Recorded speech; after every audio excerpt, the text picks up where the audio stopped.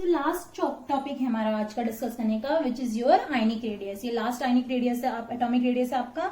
और ionic radius क्या होता है? The ionic radius is just the correspondence radius of the ions या ions in the ionic crystals. ठीक है, आयनिक या किसी आयंस की रिस्पेक्ट में उसका रेडियस, उसको आयनिक रेडियस बोलेंगे। अब आयंस क्या होता है? कभी भी कोई मैंने पहले भी बता दिया है कि जब हम कोई भी न्यूट्रल एटम लॉस या गेन करता है तो दे एक्वायर क्या, सम चार्जेस। अगर वो पॉजिटिव चार्ज एक्वायर करता है तो हम बोलते हैं वो कटायन है, और अगर नेगेटिव तो हम बोलते हैं कटायन, हम बोलते हैं पॉजिटिव चार्ज को, एनायन बोलते हैं नेगेटिव चार्ज को। सो बेसिकली जो अगर हम आयनिक रेडियस की बात करें तो आयनिक रेडियस हम बोलते हैं, आयनिक रेडियस को अगर बोले तो it is the effective distance from the centre of nucleus से of the ion and up to which it exert, या अपना जो इफेक्ट है या इन्फ्लुएंस है टुवर्ड्स द इलेक्ट्रॉन क्लाउड, जहां तक ये सकता है। सपोज दैट आप बोलते हो कि कटायन है, तो कटायन यानी कि अगर आप किसी भी आउटर मोस्ट सेल से इलेक्ट्रॉन निकाल देते तो जो वो न्यूक्लियस का चार्ज है, यानी कि न्यूक्लियस की जो पावर है या न्यूक्लियर का जो इफेक्ट है उस आउटर मोस्ट इलेक्ट्रॉन पर जिस भी, जहां तक उसका इन्फ्लुएंस हो सकता है, उस वहां तक का जो डिस्टेंस होता है हम बोलते हैं वो क्या है, आयनिक रेडियस है। ठीक है, अब नाउ हम इसमें जो सबसे इंपॉर्टेंट जो वेरिएशन होता है वो सेम होता है as you learn in the previous topic atomic radius की। अलोंग अ पीरियड आपका जो साइज होता है या जो रेडियस होता है वो क्या होता है, डिक्रीज होता है, और अलोंग द ग्रुप जो साइज होता है वो क्या होता है, इंक्रीज होता है एटम का। ठीक है, सो अगर हम बेसिकली इसमें इंपॉर्टेंट जो टॉपिक है या इंपॉर्टेंट पार्ट है, पहला है, इसमें बोला जाता है the radius of cation atom, ये cation, the radius of the cation atom नहीं बोलेंगे, the radius of cation is smaller than is the radius of parent atom. यानी कि जो उसका पेरेंट, यानी कि जो उसका ओरिजिनल एटम है उससे, ओरिजिनल वन है उससे क्या बोलेंगे हम, छोटा होता है। सो यानी कि बच्चा चाहे कितना भी बड़ा हो जाए वो अपने पेरेंट से छोटा ही रहेगा। तो ये बात यहाँ पे पूरी अच्छी तरह लागू होती है।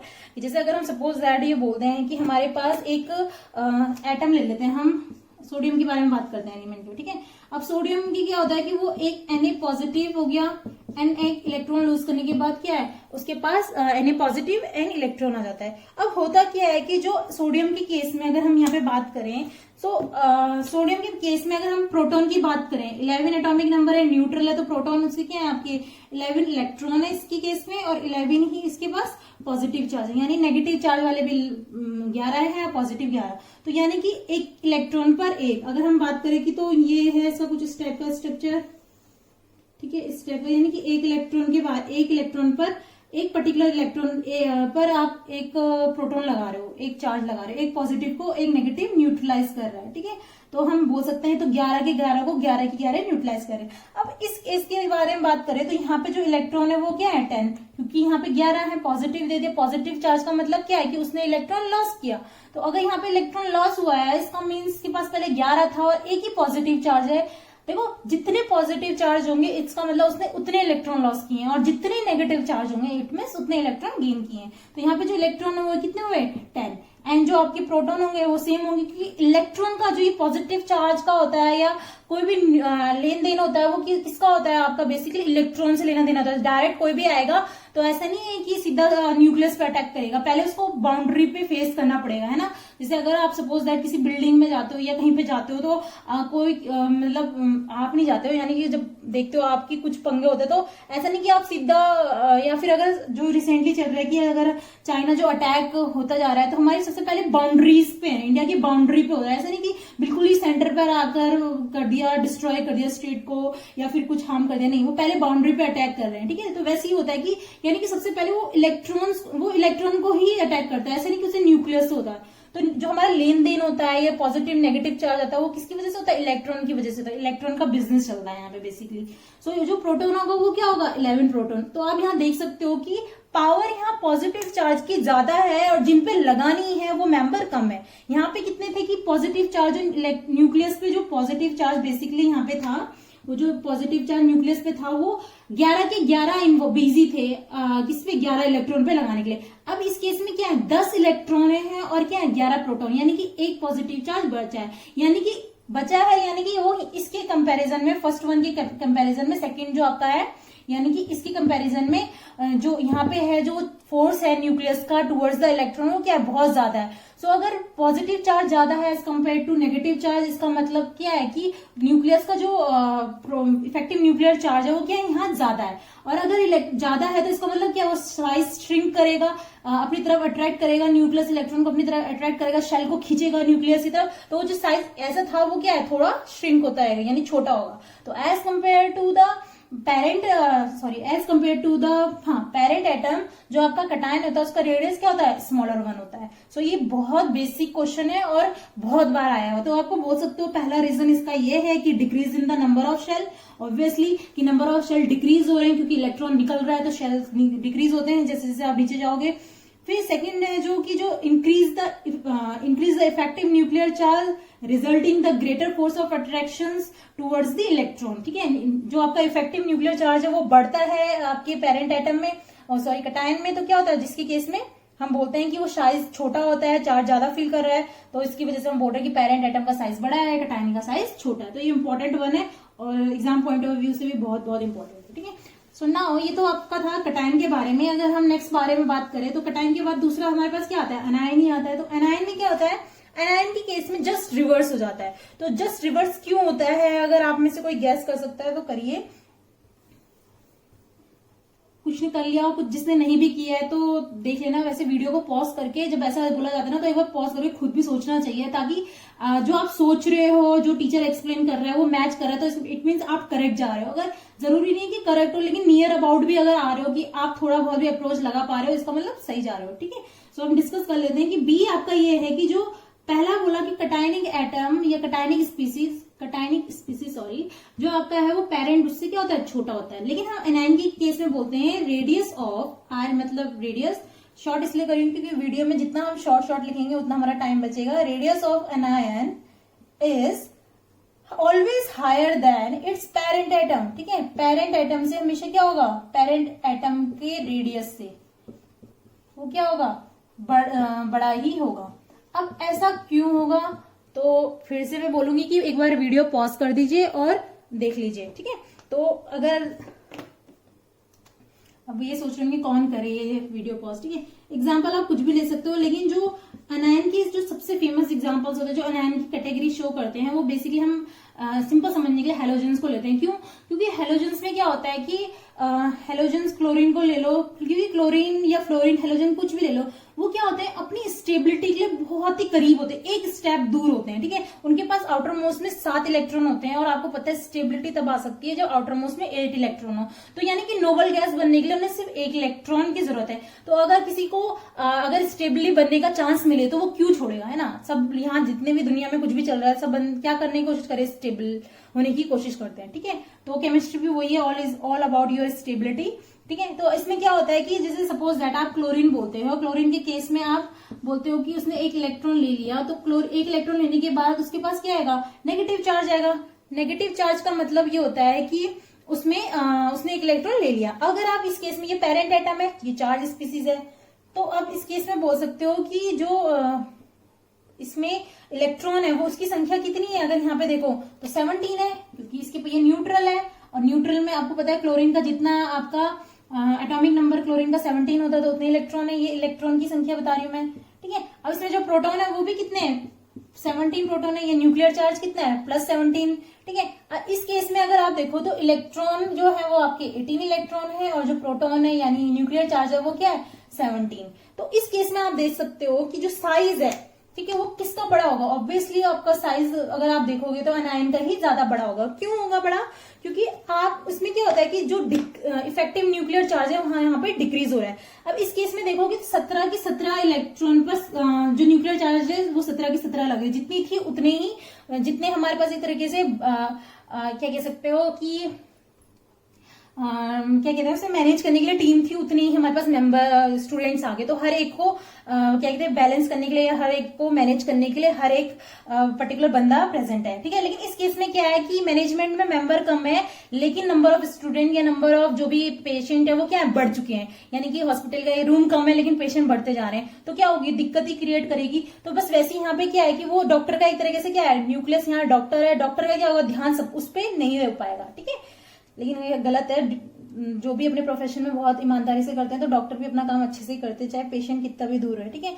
तो यहाँ पे अगर समझने की बात कर रहे हैं हम, तो 17 क्या है कि प्रोटॉन है और आपके 18 क्या है, इलेक्ट्रॉन। तो हर एक इलेक्ट्रॉन पर एक प्रोटॉन लग रहा है, लेकिन एक इलेक्ट्रॉन ऐसा बच रहा है जो आवारों की तरह घूम रहा है, ठीक है। अब वो क्या, उसे कोई लेना देना नहीं है, तो वो क्या करेगा, एक तरीके से साइज को क्या करेगा, इंक्रीज ही होगा ऑब्वियसली, क्योंकि जो उस पे, तो उसकी वजह से क्या होगा, इलेक्ट्रॉन रिपल्शन क्रिएट करेगा वो। अब वो होता है ना, जब कुछ नहीं है तो वो अगर कुछ नहीं है तो कहते हैं खाली दिमाग, या खाली अगर बैठा है तो कहते हैं शैतान का घर हो जाता है। तो बस उसके पास भी ऐसी है, जब कुछ पे कोई फोर्स नहीं है, कुछ उस पे कमांड नहीं है, कोई डर नहीं है, कोई खौफ नहीं है, तो वो आजाद घूम रहा है। तो उस पे कोई वो क्या है, इलेक्ट्रॉन, इसकी वजह से नंबर ऑफ जो वो होती है, शेल्स होती है, वो इंक्रीज होती है, रिपल्शन क्रिएट होता है। तो जिसकी उस less force of attraction by the nucleus towards that electron, the size of the parent atom या size of the आपका एनायन स्पीसीज इज ग्रेटर, ठीक है। तो उसको हम ये बोल सकते हैं, तो इसलिए हम बोल सकते हैं कि जो एनायन स्पीसीज है उसका साइज ग्रेटर होता है as compare to parent atom. तो इसका रीजन मेनली यही है कि decrease in the effective nuclear charges या less force of attraction nucleus का टुवर्ड्स दैट इलेक्ट्रॉन, जो आप इलेक्ट्रॉन मतलब जो आउटरमोस्ट इलेक्ट्रॉन की संख्या ज्यादा हो रही है और जो आपके नंबर ऑफ प्रोटॉन है, न्यूक्लियर चार्ज है, वो कम हो रहे हैं, ठीक है। तो आपका बेसिकली आयनिक रेडियस ये है। अब फटाफट एक छोटा सा टॉपिक और पढ़ लेते हैं, दैट इज योर वेरिएशन, मैंने बता दिया है। लास्ट टॉपिक ये है आपका आइसोइलेक्ट्रॉनिक स्पीसीज। अब मैंने आपको पहले भी बताया है कि आइसो वर्ड का मतलब क्या होता है। हम फर्स्ट चैप्टर में जब हमने आइसोटोप्स, आइसोबार्स ये सब पढ़े हैं, आप लोगों ने तो शायद ही पढ़ा होगा, कौन पढ़े, फिर भी हमने तो पढ़ा है तो बता देते हैं। आइसो मतलब through out the chemistry means होता है कि सेम, ठीक है। इलेक्ट्रॉनिक मतलब होता है नंबर ऑफ इलेक्ट्रॉन, यानी कि वो स्पीसीज जिसमें नंबर ऑफ इलेक्ट्रॉन की संख्या सेम हो। तो उसके बारे में बात करते हैं। अगर एक लाइन में डेफिनेशन बोले, the ions of different elements, यानी डिफरेंट एलिमेंट्स के आयंस, आइसो इलेक्ट्रॉनिक स्पीसीज बोल रहे हैं, यानी हम आयंस के बारे में बात करें, न्यूट्रल एटम के बारे में डिस्कस नहीं कर रहे हैं। तो ions of different elements which have same number of electron but different magnitude of the nuclear charge. Nuclear charge different है, लेकिन अगर हम नंबर ऑफ इलेक्ट्रॉन के बारे में बात करें तो वो सेम है, that is called species called isoelectronic species. अगर हम एग्जांपल ले लेते हैं, यहाँ पे सपोज दैट आप एग्जांपल लेते हो N3 negative, O2 negative, F negative, Na positive, Mg2 positive. ये बहुत बार आता है, 1 मार्क्स में भी आता है, आपके कंपटीशन एग्जाम में भी आता है, आपके होम एग्जाम में भी आता है, आपके एनसीईआरटी में भी इसके बेस पे क्वेश्चन है। तो थोड़ी छोटी छोटी चीजें हैं जो आपको समझनी जरूरी है यहाँ पे। तो देख सकते हो आपका इसमें जो साइज का वेरिएशन होती है, ये ऑल सारे क्या है, आइसो इलेक्ट्रॉनिक स्पीसीज है। कैसे हैं, अगर हम इसमें नंबर ऑफ प्रोटॉन के बारे में बात करें या पॉजिटिव चार्ज के बारे में बात करें, तो 7 के पास कितना होगा, +7, ठीक है, +8, +9। पॉजिटिव चार्ज यानी जो न्यूक्लियस में प्रेजेंट है वो कितना होगा, जितने उसमें प्रोटॉन होंगे, एटॉमिक नंबर है, ये सब डिस्कस कर चुके हैं। 11 + 12, देखो यहाँ पे एटॉमिक नंबर का कितना यूज है, इसलिए बोल रहे हैं एटॉमिक नंबर को आपको टिप्स में होनी चाहिए, एटलीस्ट 30 तक तो याद होना ही चाहिए। वैसे तो पूरा पीरियोडिक टेबल याद होना चाहिए अगर आप केमिस्ट्री के स्टूडेंट हो, लेकिन आप 30 तक भी याद करते हो अभी फिलहाल उतना ठीक है। लेटर ऑन जब डी ब्लॉक पढ़ोगे आप 12th में, तो आपको ऑटोमेटिकली उतना याद हो जाता है, ठीक है।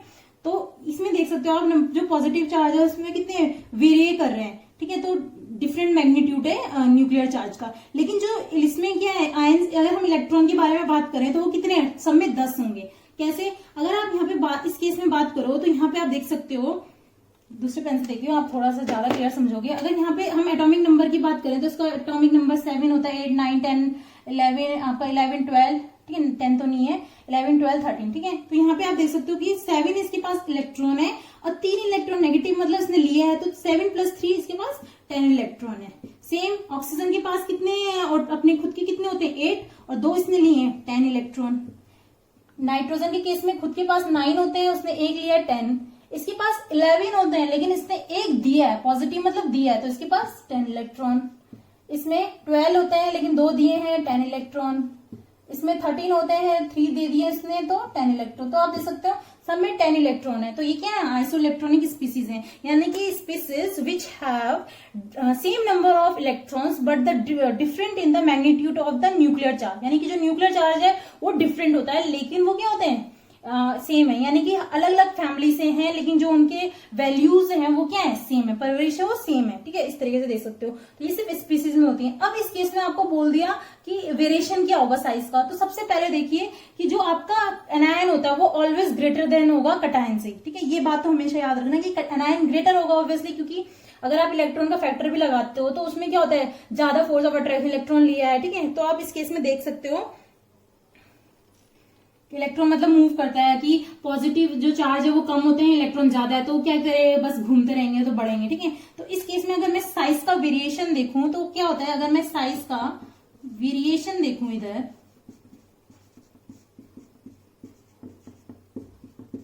देखिए राइटिंग पे मत जाना, अपनी कॉन्सेप्ट पे जाना, ठीक है। राइटिंग तो आपकी भी बहुत अच्छी होंगी, मुझे लगता है ऐसा, ठीक है। एल्यूमिनियम के केस में देखेंगे तो Al3 पॉजिटिव का सबसे ज्यादा मतलब सबसे कम होगा, फिर उसके बाद आपका Mg2 पॉजिटिव का होगा, ठीक है। ऊपर लिख देती हूं मैं, अगर मैं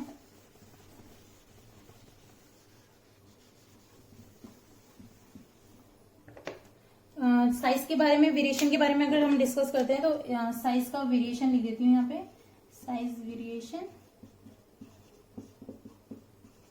क्या होगा, आपका जो एल्यूमिनियम का साइज है वो सबसे छोटा होगा, फिर आपका पॉजिटिव चार्ज का छोटा होगा, देखो जितना higher the positive charge smaller the ion, ठीक है, उतना एटॉम उसका आयनिक जो रेडिया है वो उतना छोटा होगा। देन आपका Na पॉजिटिव, देन आपका जितना higher the negative charge larger will be the size, ठीक है। Then F negative, then O2 negative, then आपका N3 नेगेटिव, ठीक है। तो इतना आपने डिस्कस कर लिया। अब ये पता है क्या होता है कि आपके जो एनसीईआरटी में उसमें क्या दिया रहता है कि कुछ स्पीसीज दे दिया है, बोल दिया कि इनमें से कौन से स्पीसीज आइसोइलेक्ट्रॉनिक है, तो आपको एकदम से बहुत सारा गुच्छा मिलेगा, उसमें से आपको छाने होंगे।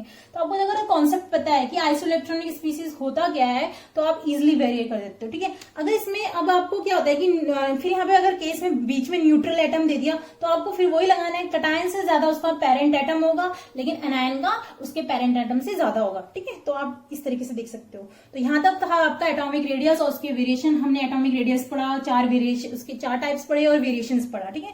आपको हर किसी का रीजन समझना है और आपको देखना है कि किस तरीके से वो वेरी कर रहा है। अब हम नेक्स्ट वीडियो में डिस्कस करेंगे about your ionisation enthalpy, your electronegativity and electron gain enthalpy. So question करते रहिए और पढ़ते रहिए। Thank you.